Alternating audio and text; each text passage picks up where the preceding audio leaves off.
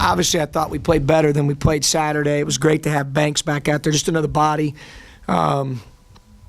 I thought that we talked to them about transition defense and blocking out, and I thought the guys made a real concerted effort to get better in those two areas. And that's all. When you're a coach and you see your guys make what is important to the coaches, it tells you that they're listening, they're coachable. We've been through some stuff, but I told Dustin the other day, I said, look, I love our guys, and I think you can ask these guys, they won't probably say it in the camera, but I think at least I think they most of the time enjoy being around us and playing. So we like each other. So we'll figure it out how to keep getting better as long as we have that, and we respect each other as well. So I thought we did improve today. Was glad to be able to obviously learn from what we need to learn here coming in on Thursday. We'll take tomorrow off from a win. Thought the guys did some good things. Obviously the turnovers, we got to get those cleaned up. We're better than that, but thought we did some really good things. Congrats to Jamon on his 1,000 point today, and many more, obviously to come as the season moves forward. He's had a heck of a career. I know our locker room, the guys in there appreciate him. I appreciate him. So it's good to, he'd probably tell you he'd rather celebrate that with a win than, the other way around. So that was a good thing. But, as important as the points are and all that and the winning and everything, I'm just as proud as who he started to become over the 19 months that I've been here. He's changed in a lot of really, really positive ways and matured as a player, as a person. And so that to me is as important as the basketball, if not more so. So happy for him. We'll get a day off tomorrow and then lace him back up on Thursday and prepare for Nevada. Did you, when you came in here on Saturday, the main thing was the rebounds? Yeah. And how you were pretty much dominated by Marshall. On the glass, yeah. Right. Did you close that gap somewhat in this game? I think so, Evan. I'll watch the film, but I did. I felt like guys were really trying to punish and hit and block out, and guys were talking more. I shared a Doc Rivers quote with them the other day, and his quote was, if you're not talking, you're really not playing defense.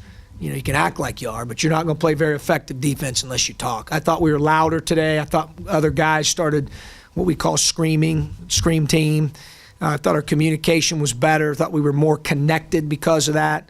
And I thought we took a positive step today. Jamon, can you talk about your career here? You're amongst 44 players, I believe, now that have scored 1,000 points in the history of this program. Talk about your time here at Akron. I know you went to school at Glenville, up the road in Cleveland, but just talk to me about being a senior. Your name is going to be part of Akron's record books. Can you just talk about that for a moment?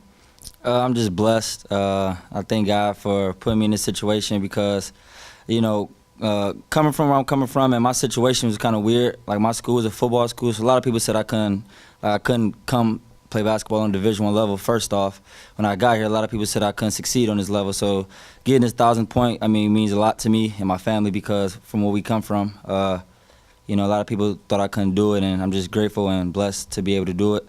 But most importantly, get a win while doing it. And just, I've been through a lot here, ups and downs, wins and losses. And, I'm blessed and I'm grateful for it because even the downs and the losses I learned from, and I could take with me through life and, through my whatever I'm going to do next. And, it's just been a long road, but it's not over with yet. Go ahead. How is Coach Gross and also Coach Danbrodt, how have they helped you mature as not only a basketball player, but just a team leader in the 20s? They both helped me tremendously. Obviously, coming here as a freshman, Coach D helped me a lot to, figure things out. You come here as a freshman, you think you're going to play, or you want to play more, and you want a lot of stuff. And, I was struggling with that at first, and then I was dealing with injuries and stuff. And I could say Coach Danbrodt did a good job with, keeping me mellow about that. And then, obviously, Coach Gross came in here, and immediately when I first met him, I knew I can, believe in him and follow his way. And he helps me a lot. I think more than he even know. And I'm just thankful for him and for both of them. And I'm just, blessed to have two great coaches in my career. Jermaine, I asked Lauren the question when you came in.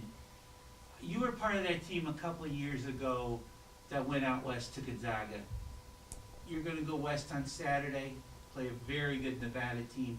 Can you take some of what you learned when you went out to Spokane? Can you take that and the difference and the experience of that game into this type of a game with a team is undefeated and nationally ranked, as much as we know going into Saturday? Yeah, I mean, like you said, I played in a few games like this. I got a lot of experience, and I can try to help the guys as best as I can. But the most important thing I can do is try to lead the way with my effort and my attitude. It's easy for me to talk to them and tell them how the game is going to be, try to help them as best as I can. But if I go out there and don't play with effort, don't play with attitude, and don't do my job as best as I can, it don't mean nothing. So I think that's the most important thing I can do. Trying to help them. Coach, it was 6-5, and then it was 31-12. You guys went on like a 25-7 run, lots of threes, transition buckets. What did you see out of your group that you really liked? What you just said there, I thought it's the best we've gotten out in transition in a while. I told them, we need to run more, and we want to do that. We've got good offensive players, guys that can get out in the open floor. The difference was today, it's not that we haven't wanted to do that in the past. I thought we rebounded at a much higher level today. Evan alluded to it. We got 28 out of 37 defensive rebounds. So when you get defensive rebounds, it allows you to run. And then we've made good decisions, in transition.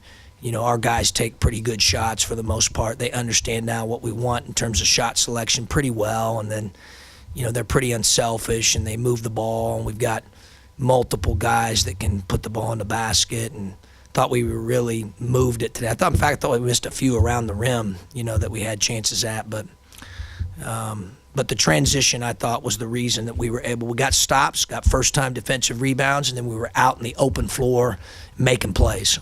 When you prepared for this team, John, was Dorsey the main guy that you would have to try to contain offensively? Yeah, obviously we have respect for him. He's averaging 17 points a game coming into the game. They had other double-figure scores as well.